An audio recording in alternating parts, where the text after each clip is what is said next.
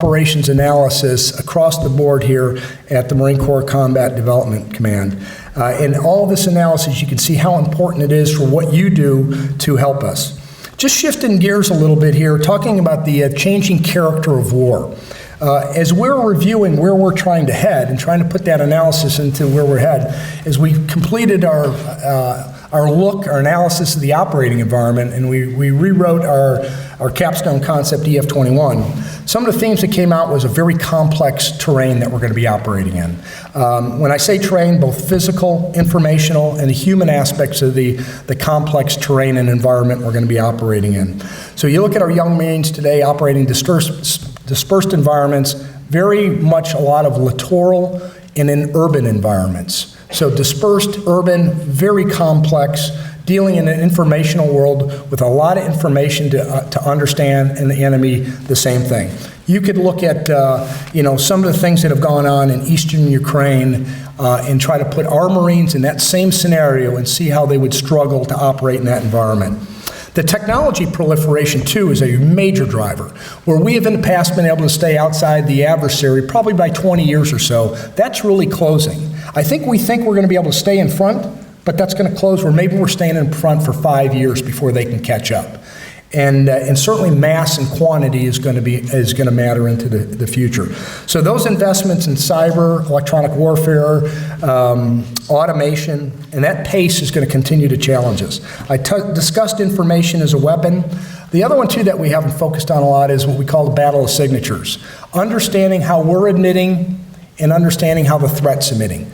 Electronic warfare against pure threats and the proliferation of the technology to be able to get these capabilities is going to just continue to increase. So we're in a lot of ways going back to things that we knew in the Cold War with understanding our signature and the enemy's signature and really trying to pace what the force structure should look like and what the systems and equipment should look like. The United States Navy is leading a lot in this area also as they see the same challenge at sea.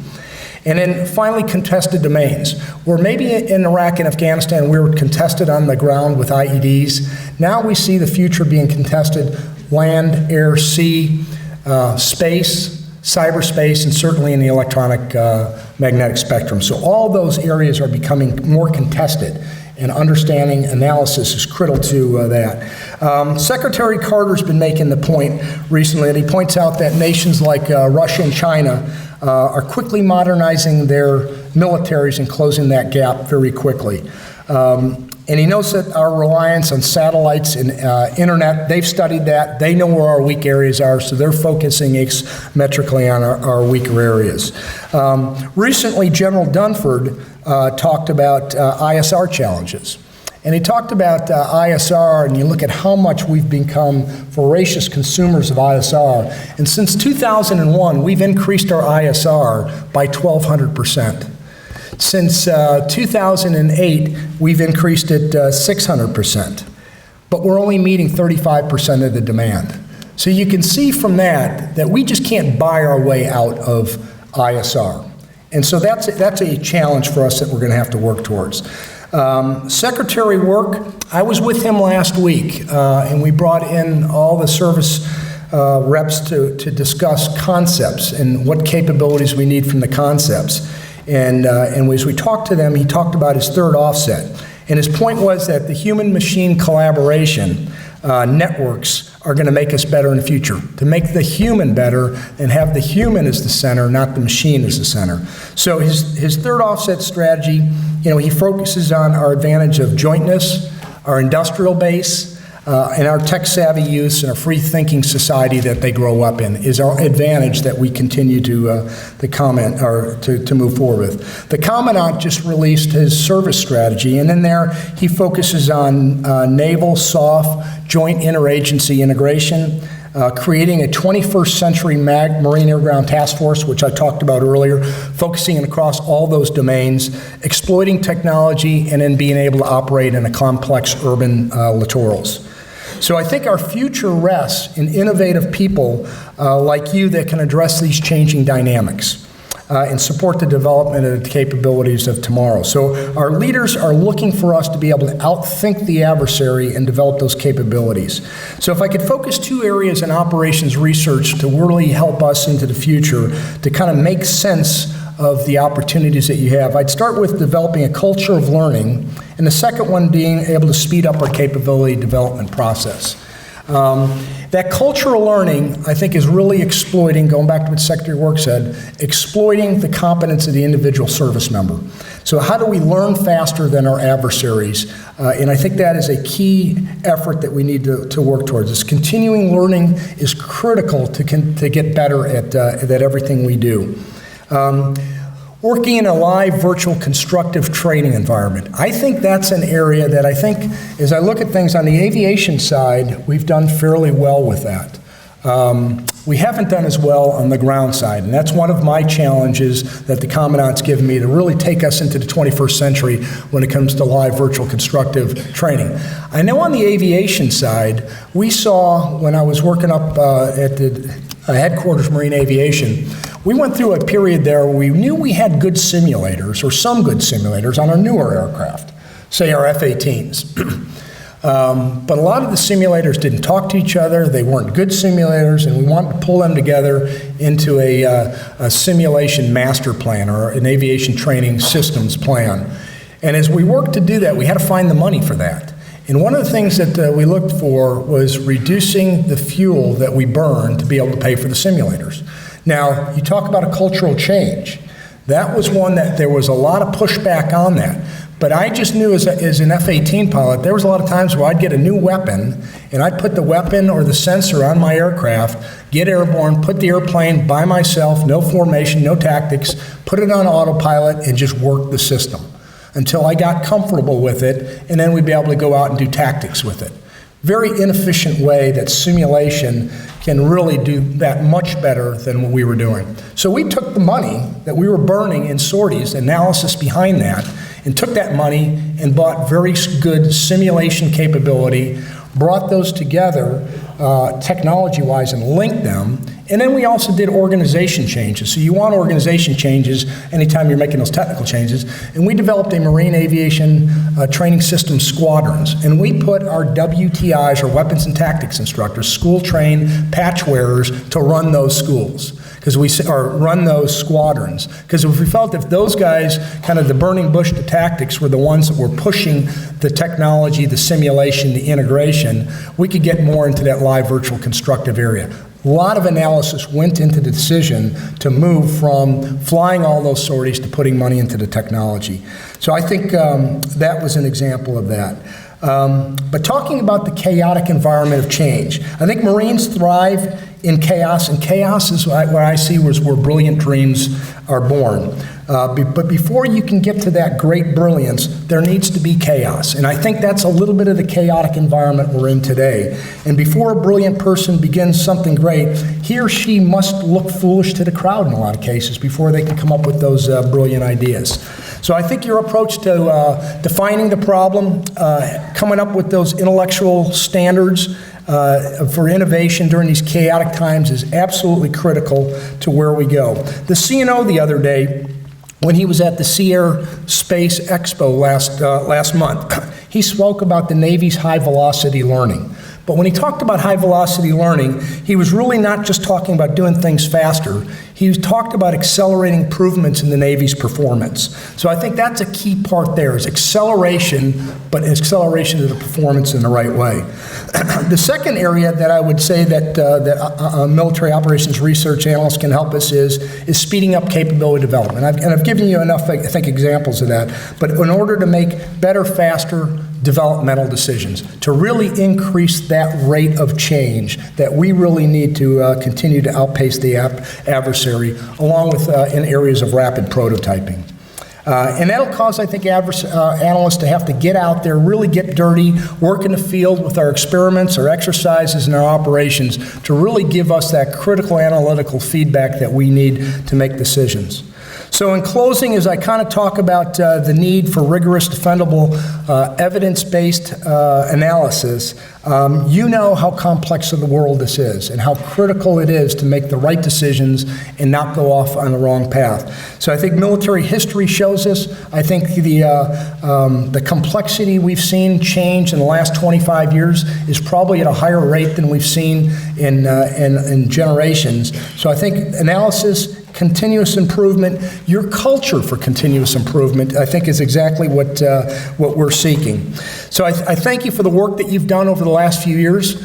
I also thank you in advance for the work that I know you're going to do into the future and how critical that is of all of us moving forward. Conferences and forums, symposiums like you've got today are a critical capability that we have to bring thinkers like all of you together, share ideas, learn new tools of the trade.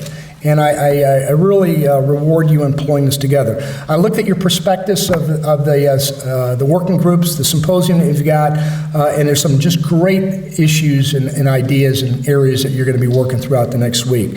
So very timely that I think you're doing this, and because of people like you, I'm very confident in where we're heading.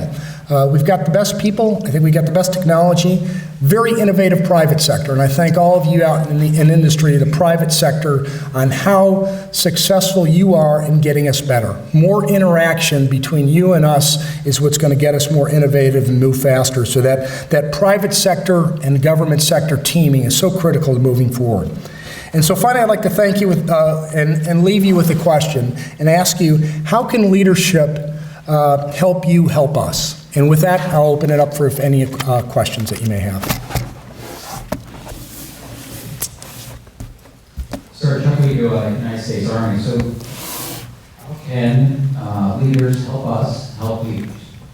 I think one of the challenges that we often face is we don't have a real good perspective of what it is that the leaders need from us as analysts. So we understand the analysis, but when we sit down in the office and we're talking to you, what is it you're really looking for from the analyst? You know, I think one of the things there in the Marines is we ground ourselves in the process to make sure we get the right product. And one of the things we use is the Marine Corps planning process, which is a process that other services very closely use. We always start with the problem statement. Before we get going, we really rigorously grind through what is the problem statement, what are we trying to do. And I think it's very important to have the analysts in there right from the beginning to be able to think where we're trying to head, not bring them in late, but right at the very beginning so they can kind of look at things, maybe red cell it a little bit and go, what are we trying to do here? Because if you don't get the problem statement right, then the rest of the planning process can be off track. So I think that would be it sounds pretty simplistic, but I really, whatever we do, we start with a problem statement. And we work through that problem statement very hard to make sure that every word matters in that problem statement.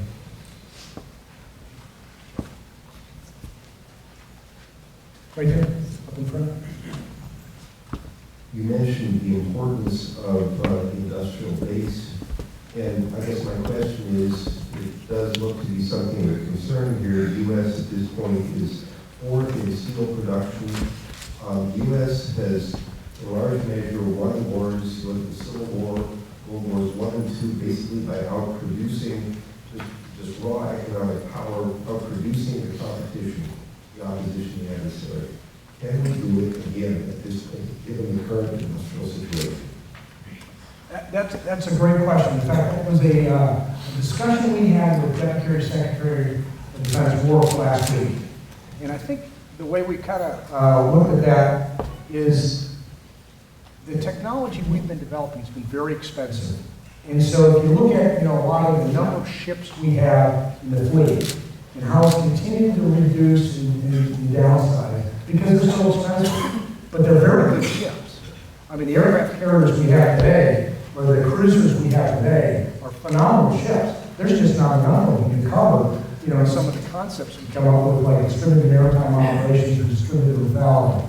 So I think that's a challenge that I think we're coming up with is mass matters. So precision is good, having high technology, but mass matters. So how do you solve that mass equation with the technology equation? And I think one of the things that we're leading to is don't reduce the technology advancements. That's been our advantage with American industry. And like I said, is our tech-savvy youth today know how to use that very well, much more so than to put the same technology in an authoritarian military. We deal with them all the time. We work with them, we train with them, they're partners, they're adversaries. They can't deal with technology the same way. So how do you solve that cost equation when you keep it in smaller numbers? And I think one of the things we're coming up with is man-unmanned teaming. And I think that's a key part of it, that if you can have your quarterback, whether it's in a light armored reconnaissance vehicle, whether it's in an F-35, or whether it's on a DDG ship, your quarterback there is there, and your unmanned capability, working closely with the man, allows you to keep the technology increase in mass and have more of that, while you're reducing the cost equation because it's not manned, and all the things that go into manned and survivability, you can drive that cost down. So when we look at capabilities like light armor reconnaissance capability, outward reconnaissance, talk about Civil War, and we've got reconnaissance capability running into their pickets and screens. In today's world, I would say it's a whole lot different than it was in the Civil War, when we had cavalry running into cavalry, and meeting engagements and screening events. What we need to have is capabilities for the technology, man-unmanned, where we're launching out unmanned systems that then can attack and also look at direction finding RF energy and be able to get ahead and outthink and outsee what the enemy's doing and be that screen out front. That stuff is just around the corner. We're vector developing it right now. There's a thing, if you go on YouTube today and put in locust, ONR's going to cite on that, and take a locust and look at swarming UAVs that can be able to attack fairly low price capability. And I think that's the way we realize we're going to need more mass, more numbers, but we've got to do it in a cheaper way. And I think it can't be just buying all the exquisite high-end things. How can those exquisite high-end things as a man be the quarterbacks that kind of control a lot of them autonomously with the man in the loop or the woman in the loop making those decisions? And I think that's about the last amount of time here, so I appreciate your time, and again, I look forward to engaging with all of you, and thank you for your time and coming together to work here at MORSS this week. You bet.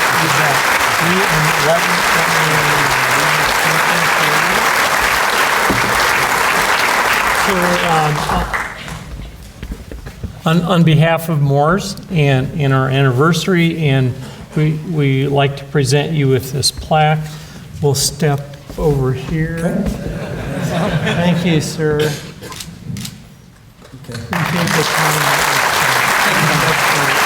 Very honored to be here. Thank you. Thank you, Tom.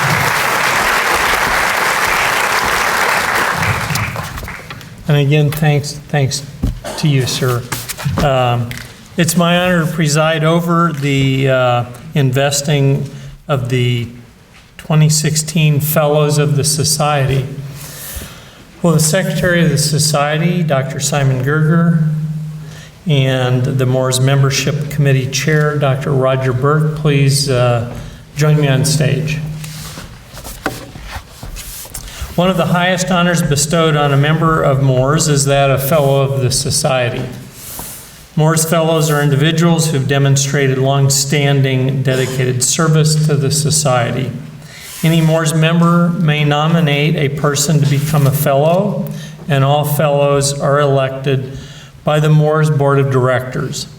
The first Fellow of the Society was elected in 1989, and thus far there have been 75 individuals who have been honored as Fellows of the Society. At this time, I'd like to recognize all of the Fellows in attendance today by asking them to stand.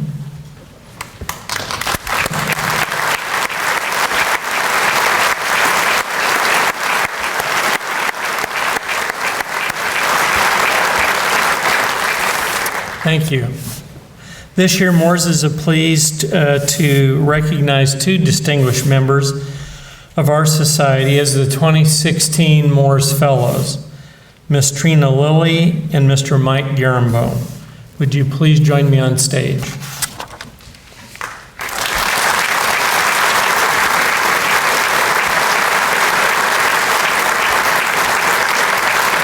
So as they're approaching, I have a few words on each person. Ms. Trina Lilly is an operations research analyst with the Johns Hopkins University Applied Physics Lab.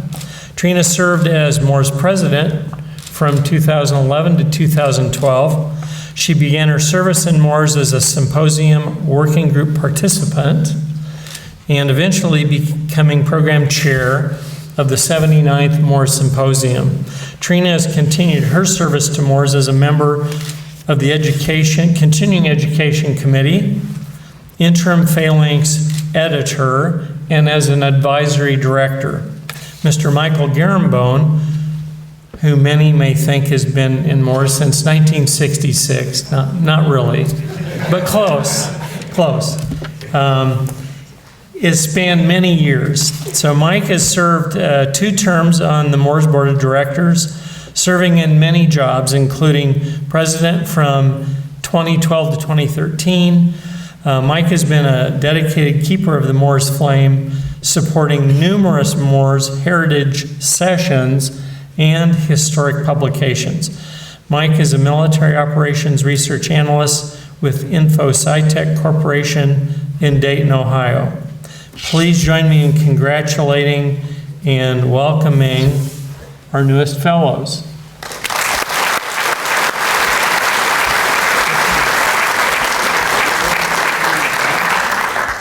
Shot together.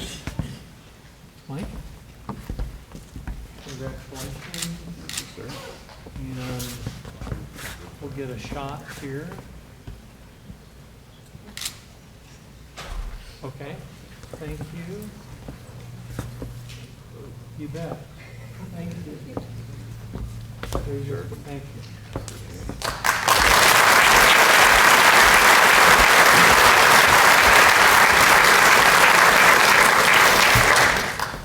Now joining me on stage is Mr. Otis Brooks, Chair of the MORSS Prize and Awards Committee.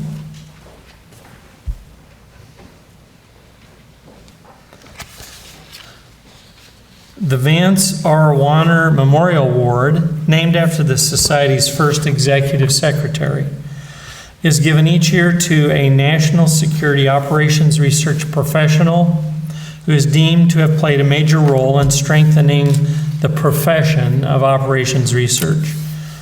38 individuals have been honored with this award. The 2016 recipient of the Vance R. Warner Award is Dr. Jackie Henningsen.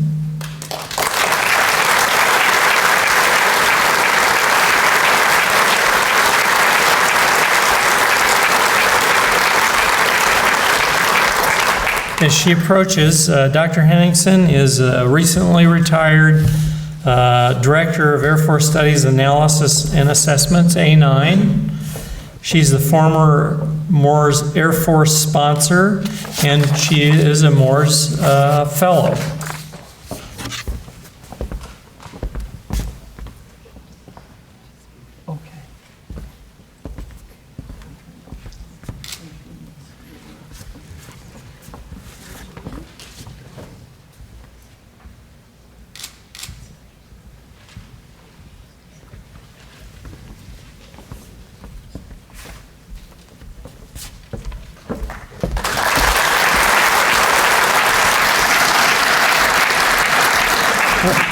Thank you to the MORSS Committee and to the MORSS Society for this really, truly humbling award. The 50 years of excellence that we are celebrating this year actually tracks with my career.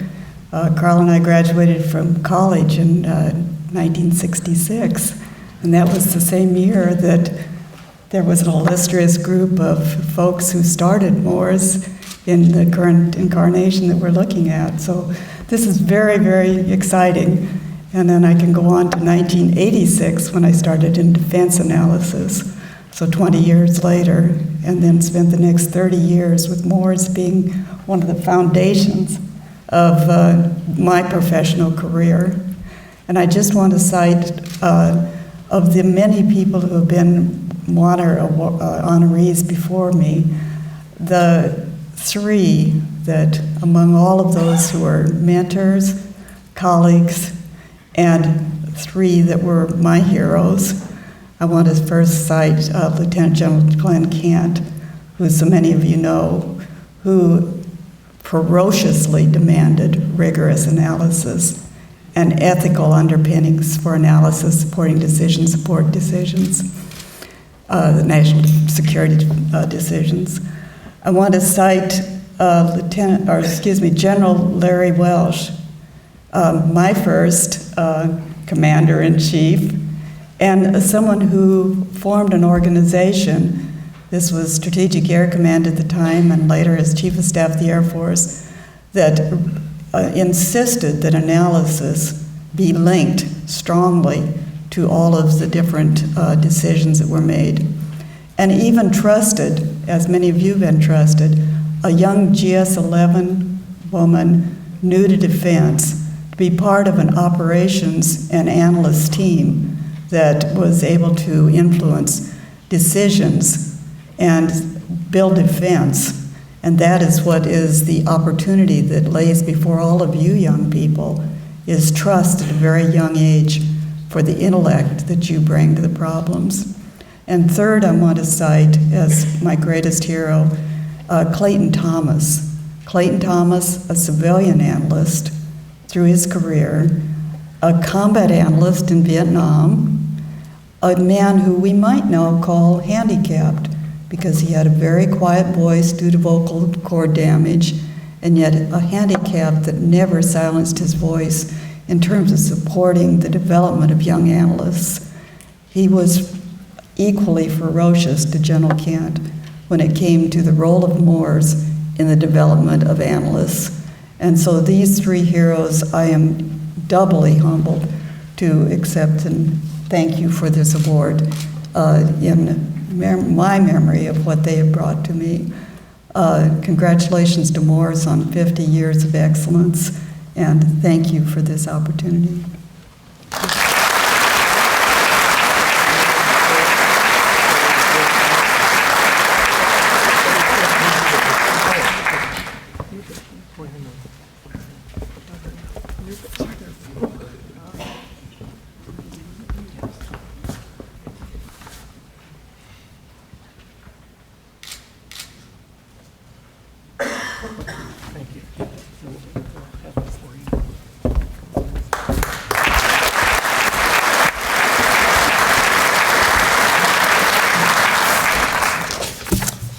Thank you, Dr. Henningsen.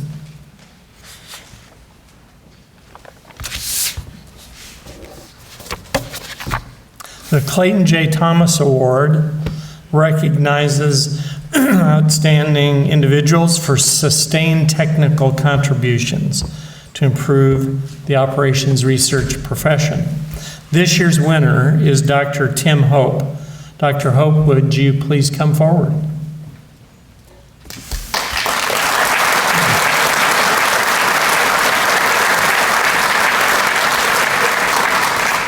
Dr. Hope is a retired U.S. Army colonel, a senior manager with WBB Consulting, and an adjunct professor at George Mason University.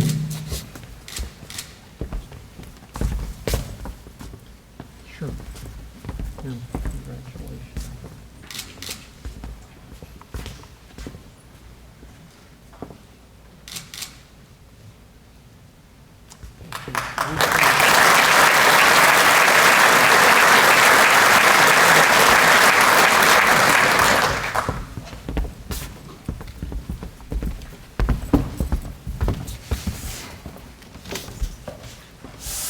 The John K. Walker Jr. Award was established to recognize the author of the technical article judged to be the best published in Phalanx during the previous calendar year. Joining us to present the award today is Mr. Terry McKerney, the editor of Phalanx.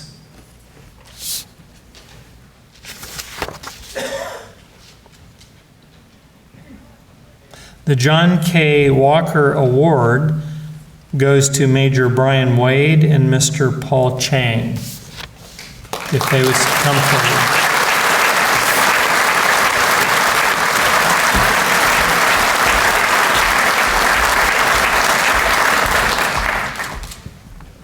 Okay. Congratulations.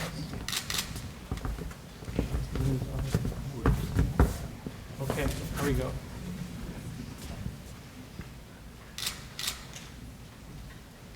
Okay, thank you.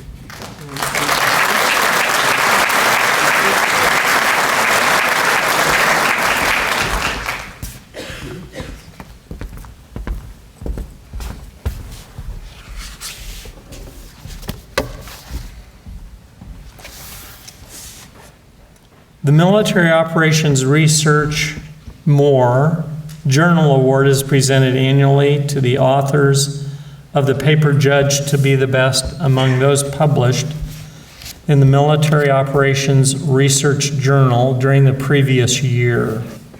Joining me on stage to make the presentation is Dr. Rob Dell, the MORE Journal editor.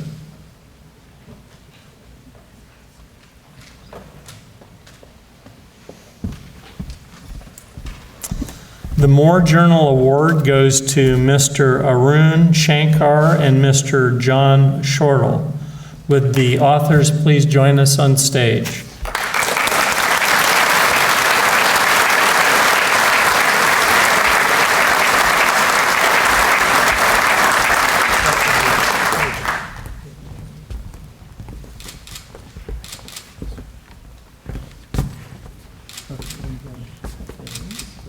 Congratulations. And then I'll get another set. Congratulations.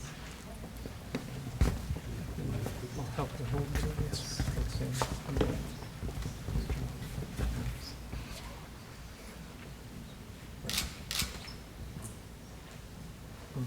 Okay, thanks a lot.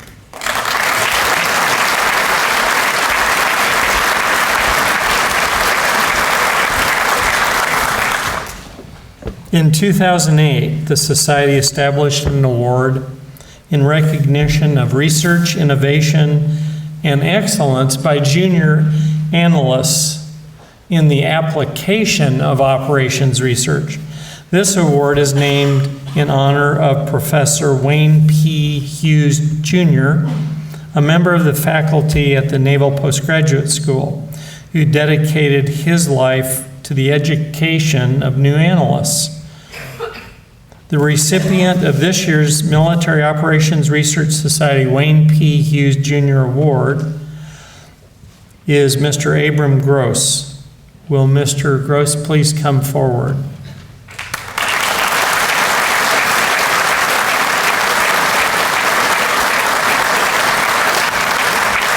Mr. Gross is an outstanding young analyst.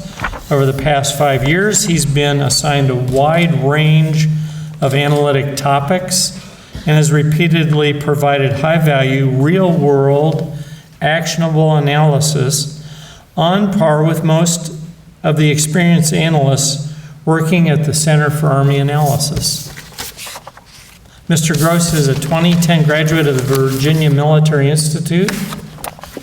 He has volunteered to serve overseas at forward deployed commands, completing a 6-month rotation to Afghanistan in 2012, and is just back from an overseas rotation in the NATO Special Operations Component Command in Afghanistan. Congratulations.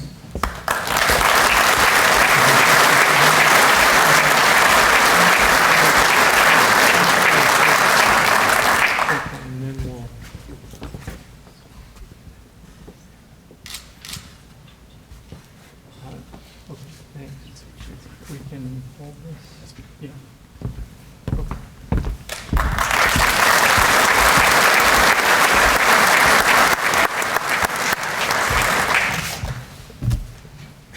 The David Rist Prize is named in honor of a founding director of MORSS. The prize was first presented in 1965 and is awarded annually to recognize the best implemented studies submitted in response to the call for topics. Final judging took place yesterday. Our judges were comprised of distinguished members of the analytic community, and we would like to thank them for their time and participation in yesterday's judging. We appreciate that. The finalists, I will do that first, who presented yesterday are Greg Garrett, Lieutenant Commander Blair Swigert, and Lieutenant Elizabeth Ledbetter, Joseph Manzo, Ian Clue, and Robert Greenway.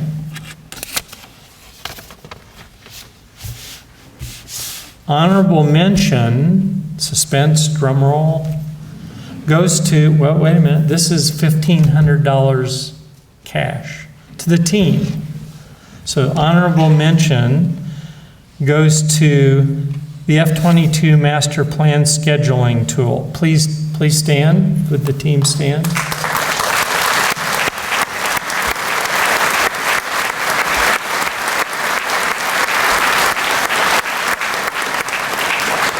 Thank you.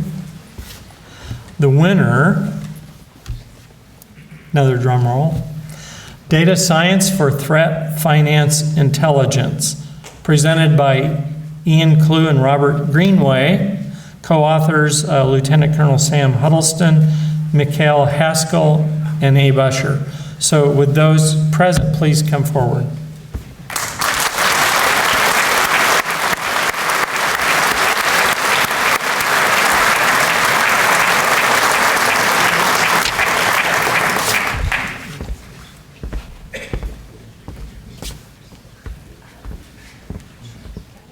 I got it.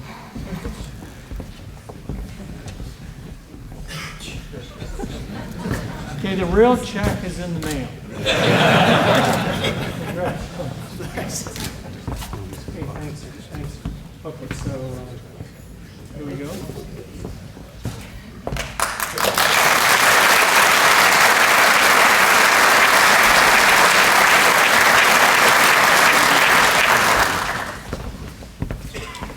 Thank you. Again, let's give it another hand. Thanks, guys.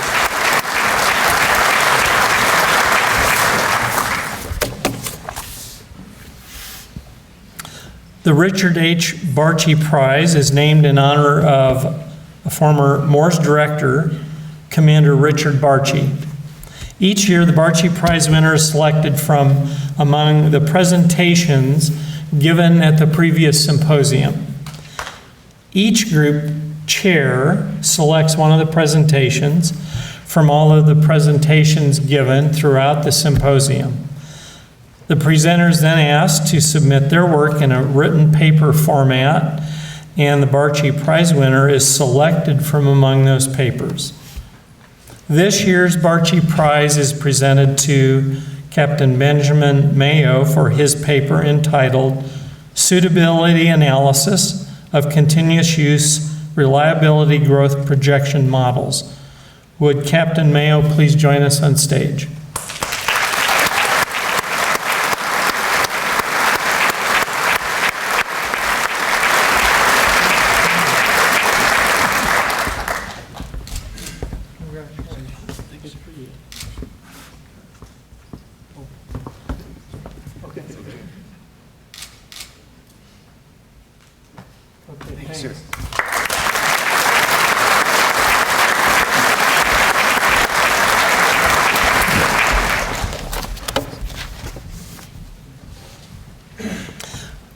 The winning wrist and Barchi Prize papers will be presented today at from 1530 to 1700 in Breckenridge Hall, room 214.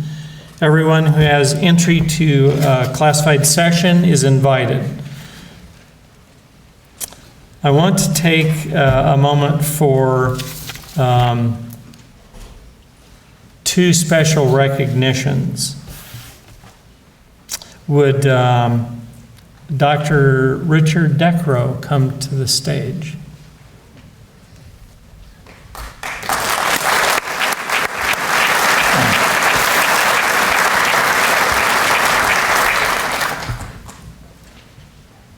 Dr. Richard Decro recently retired as editor of the MORSS Journal after 16 years. In recognition for his years of service and extraordinary leadership and dedication to the MORSS Journal,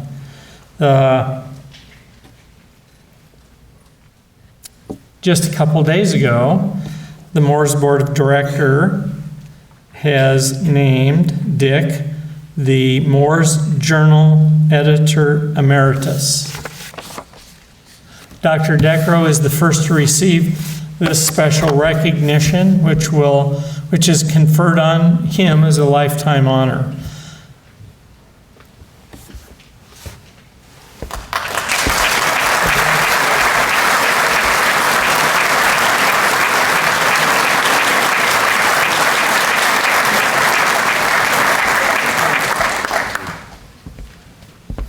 "16 years as the editor is quite something. So we appreciate your efforts for the society." I also want to recognize the terrific support we've had here from the Marines. They've gone above and beyond to make this a successful symposium. They even built a brand new building for us. Under Dr. Ack's leadership, his staff, the Marine Corps Combat Development Command, and the many Marine Corps Quantico support teams that have provided outstanding assistance. We appreciate that. Dr. Ack, if you'd please come forward for a token of our appreciation.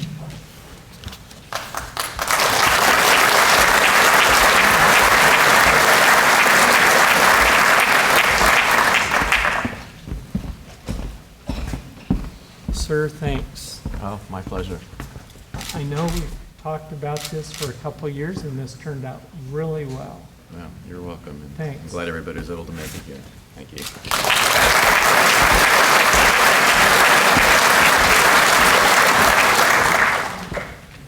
Congratulations to all of the honorees and award and prize winners. Thank you for your contributions to the society. It's greatly appreciated. Okay, just not too much longer, I promise. I'm proud to serve as the MORSS president for our 50th anniversary year. It's been a lot of fun. Excuse me. The society has certainly weathered some tough times. We have grown stronger, and people that are here have really, all of you have jumped in to make a difference where you're at. So I appreciate that. A team of dedicated Morsians, also under the direction for the 50th anniversary celebration, they were directed by our chair, Dennis Bear. And they've been working for well over a year on the celebration and a number of things, including the book. There's just a whole number of things. You see those items out there in the desk. So our celebration will culminate tomorrow night with a gala dinner at the National Museum of the Marine Corps. Also, I mentioned the book. It celebrates our rich, diverse history of MORSS, and it's a hardbound published book, and it's by the 5 decades of MORSS. The book was made possible by a generous grant from the Seth Bonder Foundation, and as I mentioned, the hard work of many hours of labor from the editorial committee. Many people worked on this, and that was led by Ted Smith. Copies are available for purchase or online. Now I'm going to recap a couple things and just info for you all. The past year, MORSS had 2 special meetings. In September of last year, we had 132 participants that gathered for a professional gaming workshop chaired by Dr. Scott Simpkins.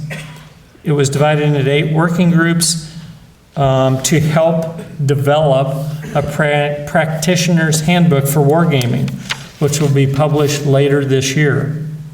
In April, we held a meeting hosted at the MITRE Corporation, exploring activity-based intelligence, which was held at the secret and TSSCI levels. That meeting was chaired by Dr. Steve Reese. The Army Logistics University at Fort Lee was our host for this year's Education Professional Development Colloquium. Chaired by Dr. Kenneth Lewis, over 100 students and analysts gathered for the annual Richard E. Rosenthal competition and 2 days of educational sessions and student presentations. This past year, MORSS has worked to place an increased emphasis on continuing education programs, holding sold-out full-day tutorials before each of the special meetings, and expanding our offerings here at the 84th Symposium. You'll see in coming months a renewed emphasis on these programs and the launching of several certificate programs with a series of courses on very specific topics. Our first one is wargaming. Our second one is risk analysis. MORSS is supported by a very distinguished group of sponsors and sponsor representatives listed here. Throughout the year, they provide both financial and programmatic support to our society. And I'm very pleased to announce that the Department of Homeland Security has returned as a MORSS sponsor.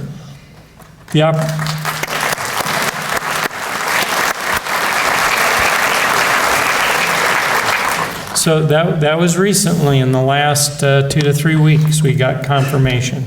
The Operations and Requirements Analysis Division of DHS Science and Technology Directorate. It's led by Dr. John Dargan, and we welcome him as a MORSS sponsor. The MORSS Industry and Institutional Partner Program was launched in 2013 to promote the development of operations research in industry and institutions, and to help us collaborate.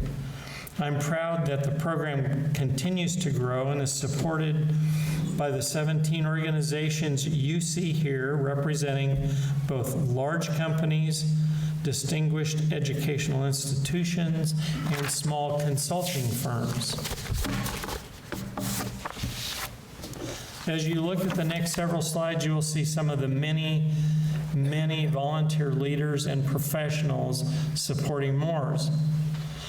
For those of you who have not had the opportunity to participate as a MORSS volunteer and collaborator, I hope that you'll look at this and think to yourself, well, how can I get involved? What can I contribute to our community? Is there something I can do to further our profession? As someone who has spent more than 30 years in many different roles in MORSS, I can assure you that the personal and professional benefits are really worth it. It's really been good for me. Of course, an event this size, this is the big event of the year, it's huge, and it takes an army of volunteers. And I visited this morning for just a few minutes with the chairs who were able to make the kickoff this morning. With the symposium program staff and chairs of the working groups, composite groups, tutorials, and special sessions. Please stand.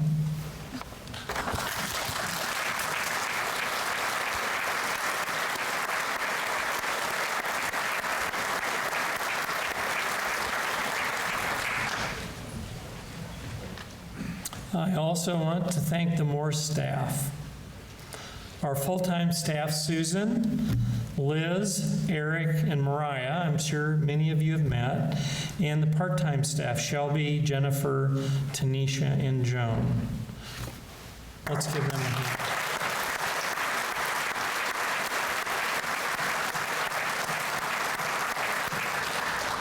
Okay, now I'm pleased to introduce the MORSS president-elect, who will now have a few words, Mr. Norm Ryder. He's on his way up.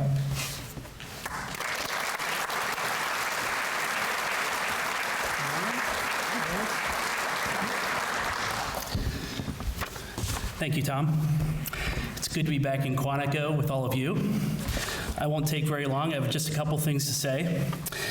First of all, it's my pleasure to introduce to you the newly elected members of the MORSS Board of Directors. Would the new directors please stand and be recognized?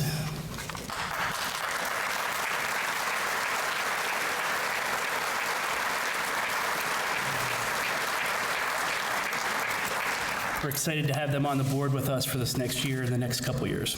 I would also like to introduce to you the newly elected Executive Council, the group that I'll be working with for the next year, for the 2016-2017 MORSS year. I'm especially looking forward to working with this group to help build on our society's strong foundation. Would the newly elected Executive Council please stand and be recognized?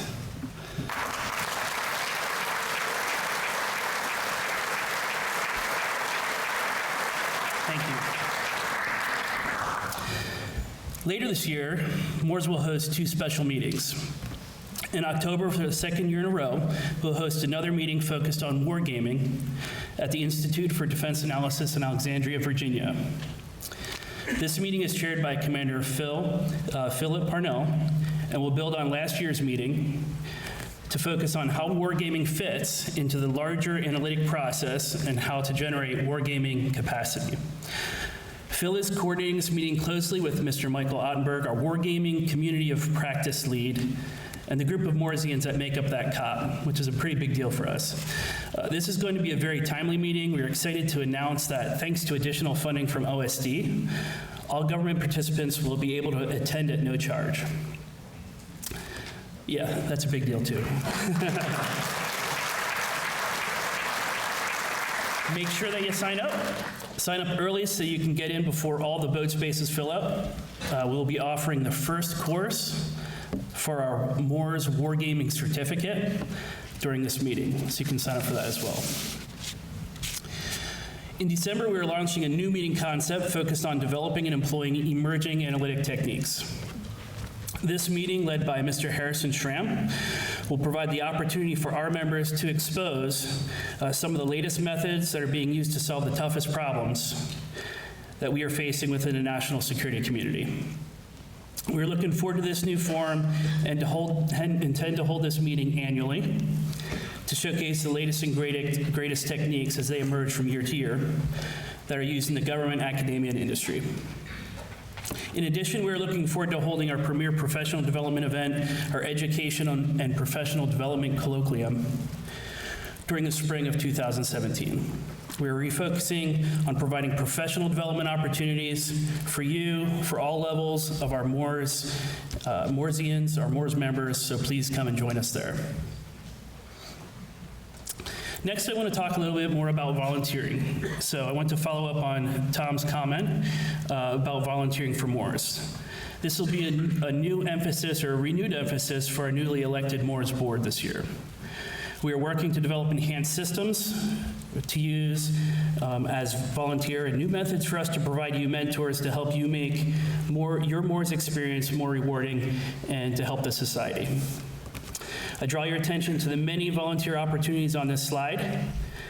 You'll have the opportunity to hold leadership in impactful positions within the society, both in the symposium staff, within the MORSS board committees, and leadership positions to support communications, outreach, and more.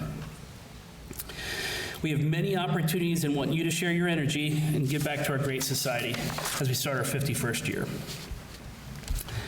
So to volunteer, you can contact any board member, any staff member, send an email to volunteer@morss.org. We'll make sure we respond within 24 hours and line you up to the areas that you want to volunteer with.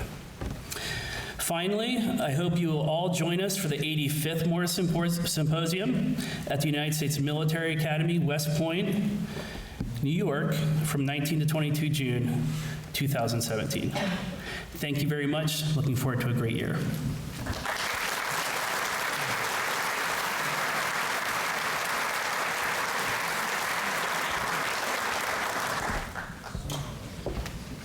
Well, thank you, Tom and Norm. I also want to thank the Marine Corps Base Quantico Color Guard and the Marine Corps Band.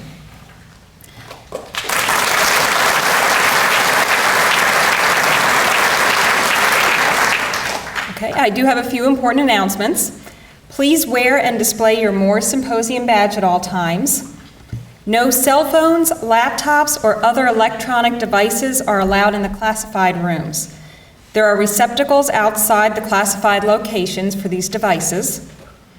Schedule changes will be posted at the registration desk in Warner Hall and will be continuously updated in the MORSS event app.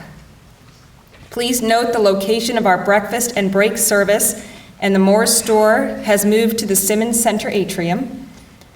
Lunch is going to be available at 6 food trucks located across the lawn from Warner Hall. Their menus are included in your registration packets. There are tents and tables set up for dining outside.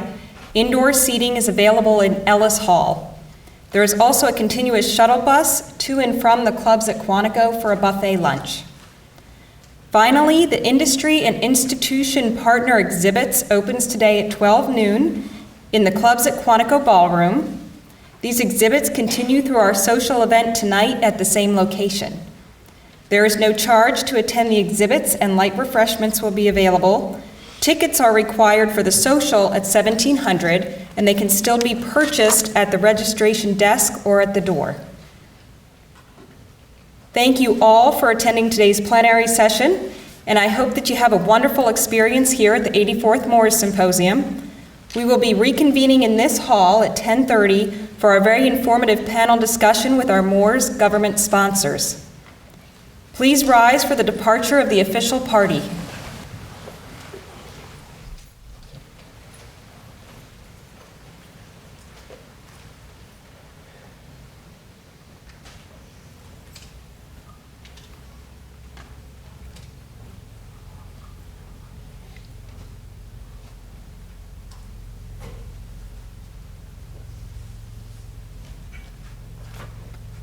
We are adjourned. Thank you and have a fantastic symposium.